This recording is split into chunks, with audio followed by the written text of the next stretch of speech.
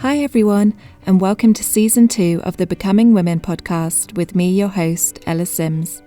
My mission with this podcast is to support teenage girls as they navigate the ups and downs of growing up. Each week, I will be speaking with a new female interviewee and asking them what they learnt during their teenage years. This season, I will be bringing you female specialists in wellbeing, mindfulness, authors, and young female activists. By speaking with both professionals and inspiring independent women, each individual episode provides you with confidence, tools to handle any challenges you may face, and the reassurance that you are not alone and those tricky teenage years will pass.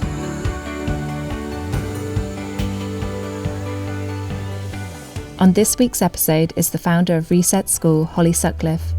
Holly has over a decade of experience in education and personal and professional experience of mental health conditions. As someone who lives with PTSD and anxiety and has experienced depression in the past, Holly wants to support as many people, particularly young people and teenagers, and empower them to maintain their mental health and well-being. She credits mindfulness, yoga, and mindset with transforming her life and uses all three daily to keep her mentally well. Reset School offers training for staff and immersive workshops for teenagers, with the focus on easily accessible techniques and tools that can be incorporated into daily life to improve mental health and well-being. Holly is soon to launch an online course for anyone who considers themselves to be an educator. I love chatting with Holly and bonding over our passions to help support the next generation. She has so much to offer, and I really hope you enjoy listening to this episode.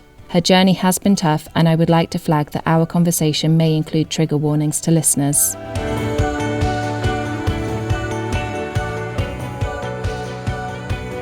Hi Holly, it's so lovely to see you today. Thank you for being on Becoming Women. Hi, how are you? Good, thank you. I wanted to get started with asking you to tell me a little bit about Reset School and the work that you do with teenagers and young people.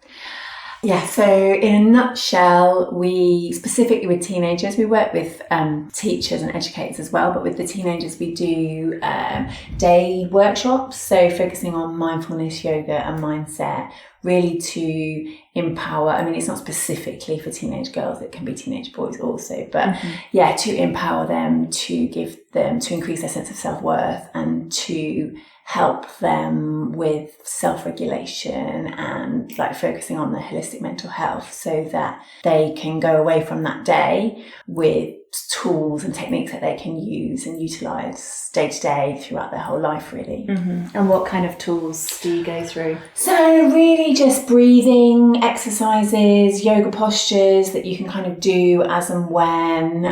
We kind of cover journaling and affirmations, things that they can dip in and dip out of as they choose. So for example, like some people really resonate or really connect with writing a journal and they'll do it every day. Whereas for other people, they'll have absolutely no interest in doing that. But the breathing techniques, they'll go and they'll kind of embed those into their lives.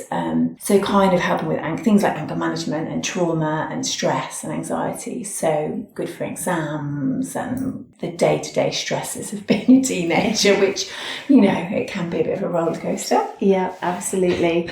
So if something just comes up out of the blue, you've given them things that they can go to and know, okay, I'm really feeling stressed or angry about that conversation. Let me take 5 minutes. Yeah, absolutely. And so like things like, you know, I think with like yoga and mindfulness, and there is a real great history and tradition of, you know, a regular practice or going to yoga. I mean, I go to yoga all the time, but that's not the only way to access it. So what we offer is kind of a really quick and easy things that can take 1 to 5 minutes, really, that in any given situation. And you can, like many of them, you can do them like in the toilet or on the bus or on the train, you know, all those places where you may actually feel stressed or anxious or overwhelmed.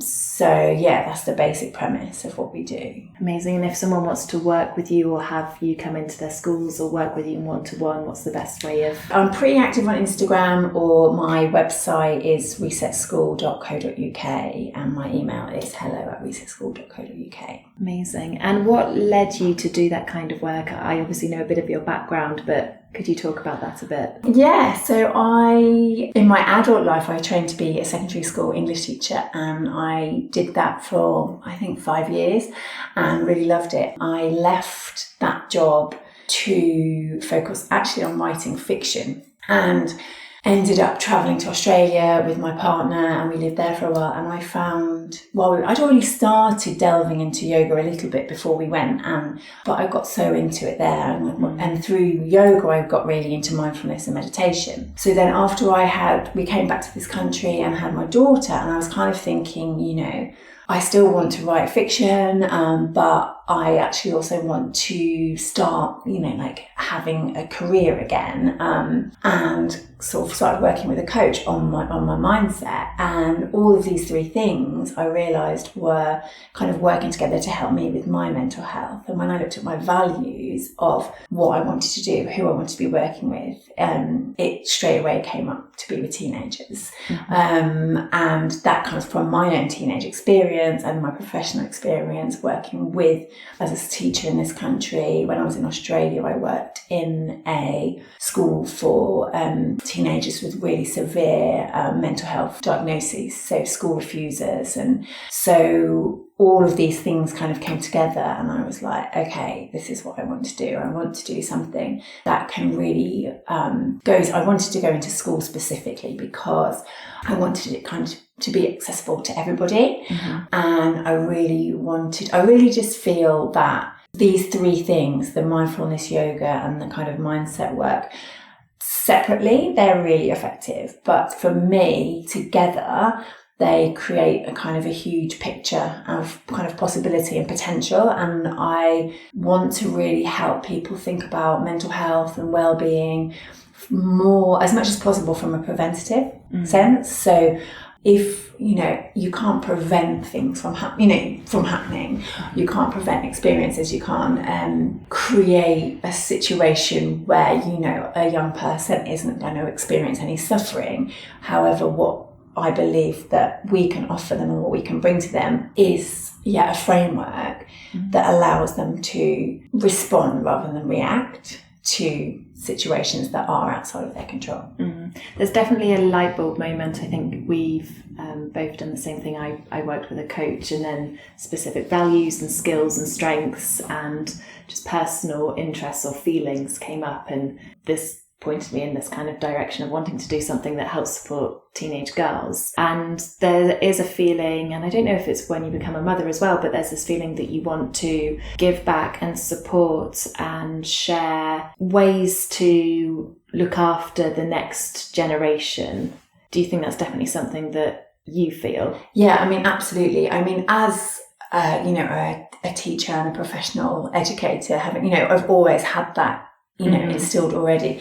But I think once you have a child and you see them and you just think, okay, I mean, it's that kind of thing, so it can sound a little bit cliched or something, or trite, that, but you really want a better world for them, and you really hope, you see the innocence and the complete kind of blank slate of this young child, and your own experience, everyone around you's experiences. And you think, well, how could I, in some small way, improve the possibilities for my daughter and, all the other children? And it definitely comes from that place. It certainly shifts quite a lot dramatically. Yeah, definitely. And can you talk about the experiences that you had growing up? Were there challenges and things that you feel led you to this point as well? So I had a very, very lovely childhood, very kind of loving parents, and very secure. I loved like primary school. I was kind of, this really kind of precocious student, and was involved in everything. And then, had a real difficult transition to secondary school. Really didn't so it was kind of, it was like, I felt like I'd gone from one environment to completely another environment, which actually is a real experience for many people. I didn't feel 100% connected with my studies. I think I was actually like really, really bright, and didn't go to a school that was particularly challenging for me. And also I think I did feel some pressure from, I realised there's a real kind of remembering in my head that I got the best results in my year, and this kind of, and you're going to get all A stars at GCSEs, and I was really like, whoa, you know, that sounds like a big deal, you know, and I didn't really feel like that big a deal. So I was definitely kind of veering away from this kind of, you know, I'd been a very kind of high achieving, like, good girl, and I was definitely kind of veering away from that path and was quite resistant and was becoming kind of a little bit disaffected and mucking around quite a lot in lessons. And yeah, you know, but I was kind of doing okay, and like my family were very supportive and they were kind of, you know, very loving and very present. And then actually had a couple of moments or experiences of trauma. So I was actually, when I was 15, I was raped, and then kind of actually subsequently again when I was 17. And those two experiences kind of really threw me off kilter and off course, and kind of led to just a very, very complex emotional experience. I mean, I can say that now, that was what happened and what occurred, but that was certainly not the way I would have addressed it or said it. It actually took me into my 20s in therapy to kind of acknowledge that that was what had occurred. So I kind of, you know, to use a kind of cliche phrase, I went off the rails, you know, to a point. I was very lucky because I had that privilege of my parents were really supportive. They didn't really understand what was going on with me. But yeah, they certainly helped me. I still got my GCSEs and I still got my A-levels and I still went to university. And I don't think I would have done that without kind of the combined supports, you know, and, you know, occasional forcing, you know, to be like, come on, do some work now, or, you know, you really need to get these exams. And yeah, and all of that kind of culminated in like really negative relationships with guys who were also kids. You know, that's the thing. I think really, you know, adolescence is a kind of a loose kind of age, but, you know, all of the experiences that I had, it wasn't like all my experiences were negative, but certainly there was a lot of kind of rage and hurt from me and people that I was in relationships with, which culminated, when I was 21, like around the cusp of my 21st birthday, ended up having a quite serious depressive kind of episode where I just couldn't get out of bed for months. Really, it felt like that. I don't really know how long it was. But interestingly, all through this, I always wanted to be a teacher. I always wanted to work with young people. And I think even in amongst all of the kind of what seemed like a lot of chaos, I was really, really conscious of my privilege and my ability to kind of navigate the world. So I had a lot of tools at my disposal. I've been brought up with a lot of love. My parents actually used to practice meditation and stuff. So in some ways I had a lot of kind of skills to navigate. And I remember really distinctly, you know, things like even while I was mucking around and, you know, being quite disruptive and all of these, you know, typical teenage behaviours, you know, that parents and teachers that, you know, kind of go, what on earth are you doing? I was able to kind of stop and step back, you know, so when I was, you know, if I was getting into trouble with a group, I actually would, you know, oftentimes get in less trouble because I had a bit more social awareness than some of my peers or friends. And that kind of culminated in like me going, I actually want to help these people. I want to kind of help the students or the young people that have my experience, but also I can really feel like I can help other young people that may have had a completely different experience to what I had. And yeah, I think, you know, from my teenage experience, you know, I don't think there's lots of things that I wish hadn't happened, and there's lots of things that I definitely wouldn't want for my daughter or for any other young people. But overall, I think it's been a really great lesson. And, you know, I reached a place in my adulthood where I really like myself and I really value who I am. Mm-hmm. And my experience is part of that. And you can't kind of get away from that. So there's a lot I think we're all, I'm not very good at statistics, but I think it's 1 in 3 adult mental health conditions are kind of begin in your teenage years. I found it in that. And I think, the more we can help support and work with young people, I wish that, I didn't want to talk about and I'm glad I didn't, to be fair, I don't look back and go, oh, I wish I'd confessed this and told somebody. But I do wish that I had a bit more access to just a space, even if that space was within me, just to kind of know that things were okay and it would be okay, because mostly, it is, So yeah, I feel like I've kind of waffled there. Gone on, been talking for some time. I've got a lot to say. No, it's great to hear your story and what you've been through. I guess I'm thinking of, there's quite a few things that I wanted to go through, but I guess the first one is, it's so important to share that, and it sounds a bit cliche saying you are not alone, but it's very true. And you do get to a stage, and yes, okay, it is later, and someone's later maybe 6 months, it may be 5 years, but you do get to that stage in your life where if something has happened and it has been traumatic or it's been painful and hurtful, you will get to a stage where you hit a brick wall and enough's enough, and you need to address it, or you've had enough time to process it and start doing something about it. At the time, did you talk to anyone? No, not really at all in any way. I very, very much dealt with, I just tried to bury it as much as possible, in that sense that I didn't even want to acknowledge the seriousness of the situation. I wanted to laugh it off. It wasn't, neither situation was, particularly, I basically just allowed myself to ignore the reality of what happened, because I just kind of minimalized what had happened, and I was very comfortable with that at that time. So yeah, I certainly didn't talk to anybody.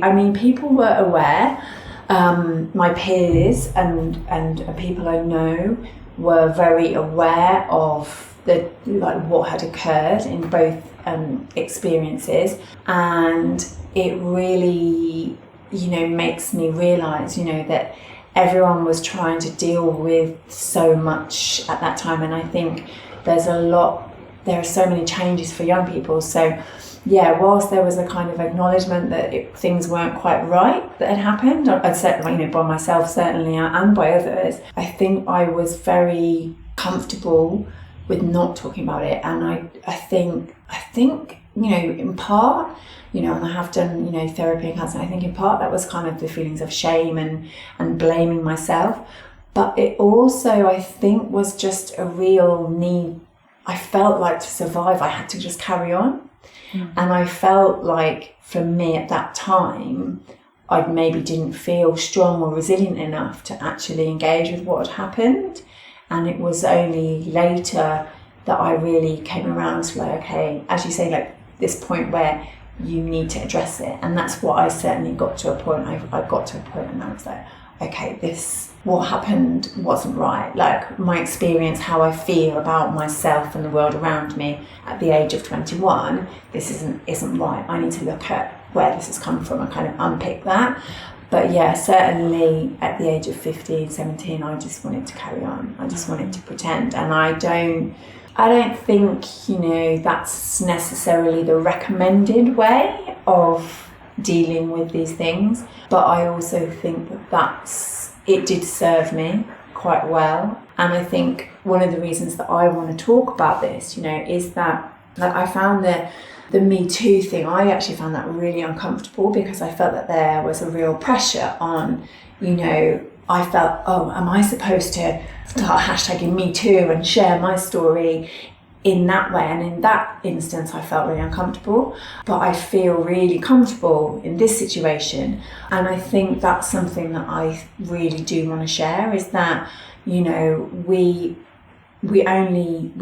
all totally different, and we have our lived experience, and I think if you want to talk to people and you want to, then I absolutely wholeheartedly think you should. If you don't, I think, some of us are more private or introverted, and it can take real courage to share and be vulnerable. And that might take, 15, 20 years. Some people might never want to talk about that.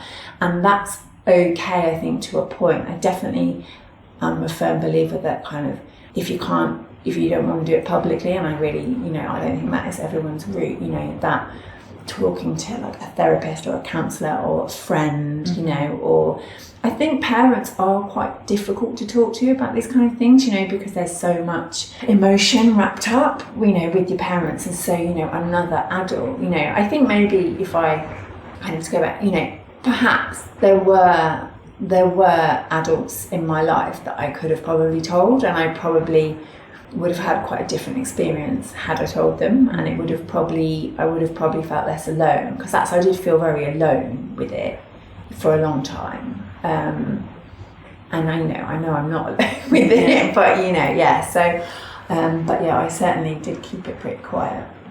And as a parent, everyone's different and they've got different approaches, but if you were in a situation, whether it was your own child or someone else's, how would you try and help them through something like that? I think this would be the most difficult thing, but I would try to give them their own space to deal with it in, how they wanted to. So I think, whilst, I think listening, it's like, it's really simple, but I think one of the things that made me not want to talk out, I definitely didn't at 15, but maybe at 20, 21, when I really started dealing with what had happened, I really didn't want to be kind of forced into doing something. I'd already been forced into doing one thing, and I felt like I didn't want to be, marched down to the police station and things like that, and in some respects, that's a big regret of mine. I do kind of believe that it would have been more beneficial in lots of ways had I reported it, at the time. But then it's that thing of, it's not the right route for everyone. And especially, with the way that the legal system operates and everything, So, yeah, I would just really try and listen. And, I think that's often, where like mindfulness, and yoga kind of comes in, is like it really helps you listen, and some people will have one experience and their reaction or their response to it will be so far removed from what, I can understand or you can understand. But I think we have to accept that, whatever that response is, whatever that reaction is, it's valid. So, goodness me, if my daughter came to me with something like that, like, it would be really hard to stand back and kind of essentially empower her to navigate that on her own terms, because I think that's what we as adults, ultimately kind of get to a point where we do, and so for some of us it happens at 20, for some of us it happens in our 30s, but yeah, that sense of being able to navigate things on their own terms, I think is really important. And I think that young people really, there are many, many professionals that do give them a lot of respect and do listen to them, but there's a lot of people that kind of treat them in a kind of this weird, they're not kids, but they're not adults, and they are, young people are fully formed people. And we have to kind of give them that respect. So yeah, that's what I would try and do. Yeah, absolutely. That's right. As a parent, if someone comes to you with a problem, you also need someone that you can go to, so that you're not loading too much back on that person themselves who's going through something. I think that's really important. Yeah. I think that's, it's that kind of connection and dialogue, and I think, I'm hugely influenced by Brené Brown, as I think a lot of people are. But yeah, she talks, you know, a lot about vulnerability and but wholeheartedness and kind of connection, which is, you know, yoga is all about this kind of idea of connection and community. And I think there is so much of that out there at the moment, and there's a real shift towards, and people are really realizing that, you know, whilst we do exist like on social media, and you know, a lot of us are working from home, and so we don't have that kind of day-to-day connection maybe of going into an office, but yeah, that we do, you know, as humans, relationships are like the most important thing, and we need that. And whether that's with your child or parent or friends, you know, or professional help, like I don't think we can underestimate like how much we need others, whilst also being really self-sufficient. You know, there's this kind of dichotomy. It's like we really need to like work on ourselves so we can be strong enough on our own, but I don't think we really can be strong enough on our own without being connected to others. Having that support network. Absolutely. Is there a book or something in literature that you remember from growing up? Yeah.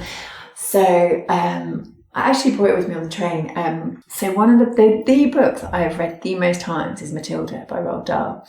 And it was like, as soon as you asked me the question before coming here today, I was like, well, it's got to be Matilda. You know, I've read so many books. I mean, I'm an English graduate and a trained English teacher, so reading is my thing. But yeah, like I was rereading it on the train, like bits of it on the way here.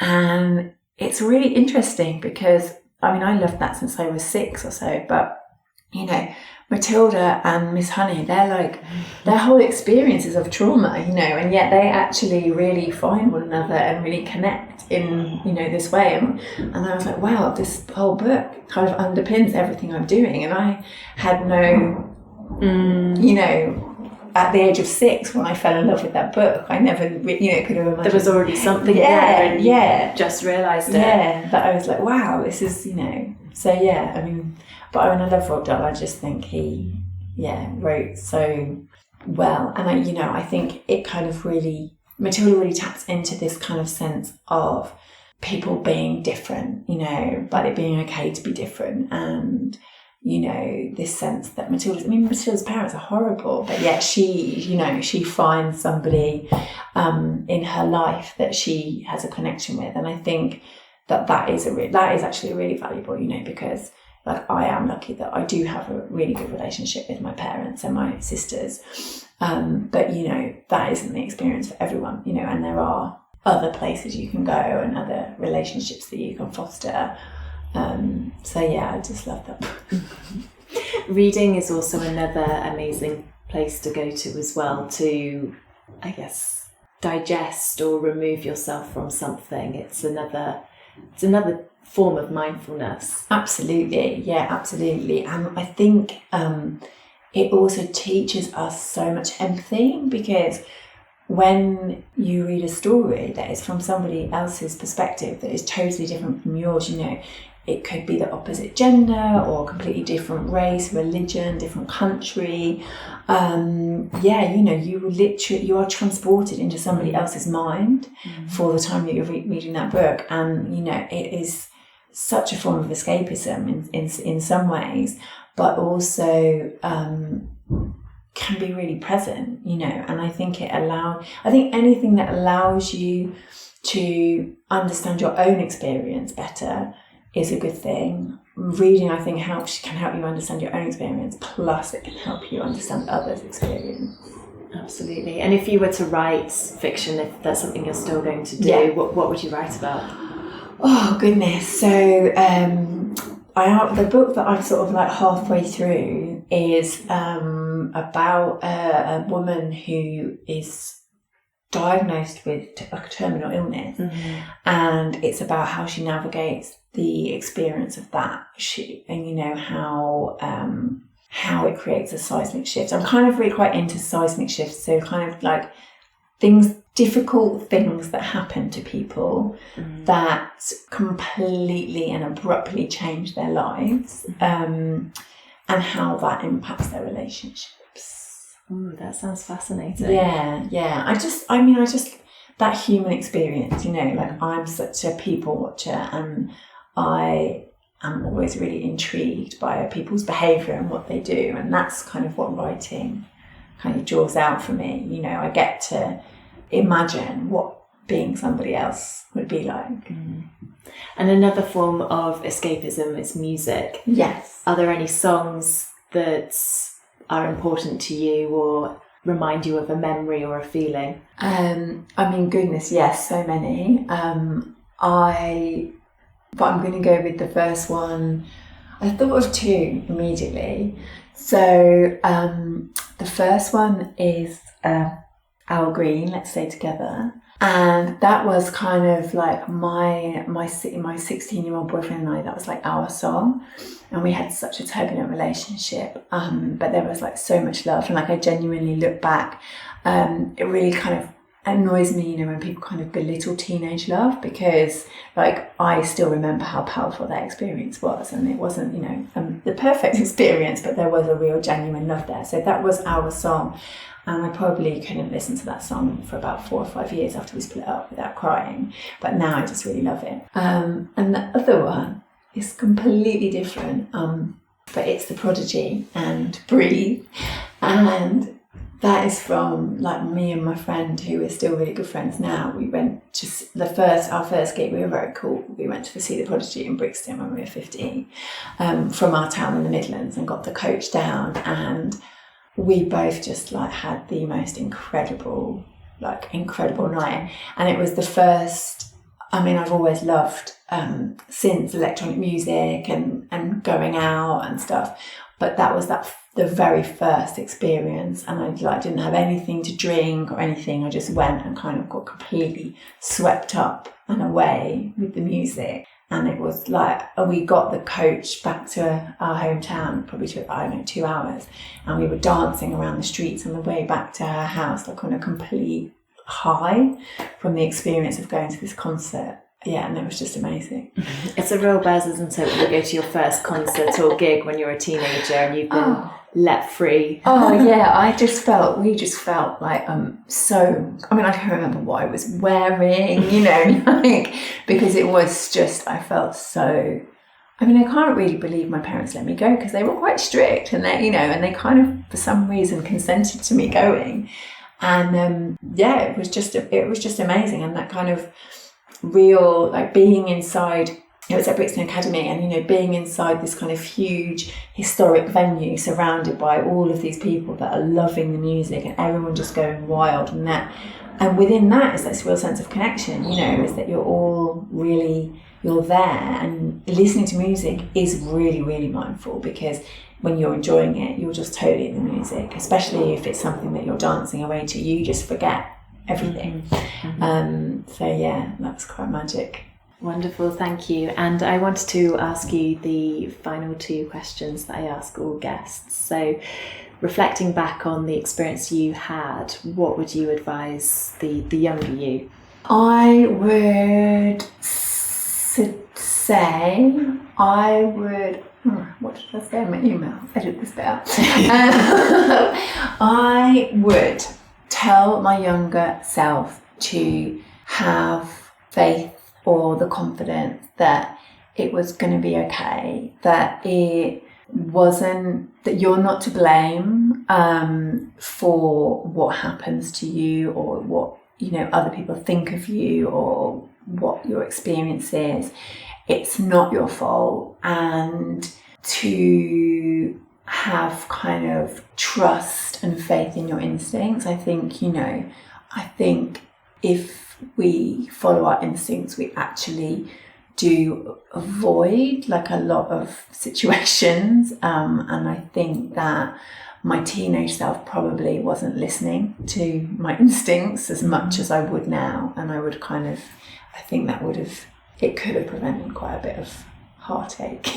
So it's important to take those 5 minutes and really listen to your feelings. And I think like if I look at my daughter now, she is very instinctive, and she lives in the moment, and she is very, very clear on what she wants to do and what she doesn't want to do, and who she likes and who she doesn't like, all these things. And I think, there is a huge scientific reason for why teenagers do find that hard.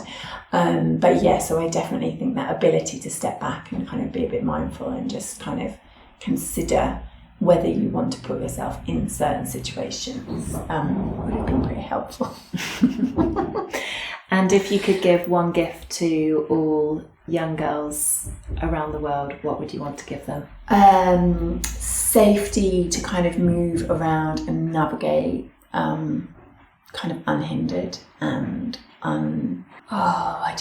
that kind of just being able to walk down the street and wearing whatever you want to wear. And if you're in a good mood, you can be in a good mood. Or if you want to frown, that some builder doesn't make some comment about cheer up love, just that ability to kind of walk around safely and without criticism. Absolutely, couldn't agree more. Well, thank you, Holly. This has been wonderful. Amazing. Thank you so much. Thanks for having me. If you've been affected by any topics in today's episode, please contact Samaritans. You can go to their website www.samaritans.org or call them on 116 123. Thank you so much for listening to Becoming Women with me, Ella Sims. I really hope you enjoyed today's episode. Please follow me on Twitter or Instagram or visit www.becomingwomen.com. I'd love it if you could please share this podcast with anyone you know who would enjoy listening to it. And if you are a young girl, I'd love to hear your feedback on today's episode, so feel free to send me a DM. See you next week.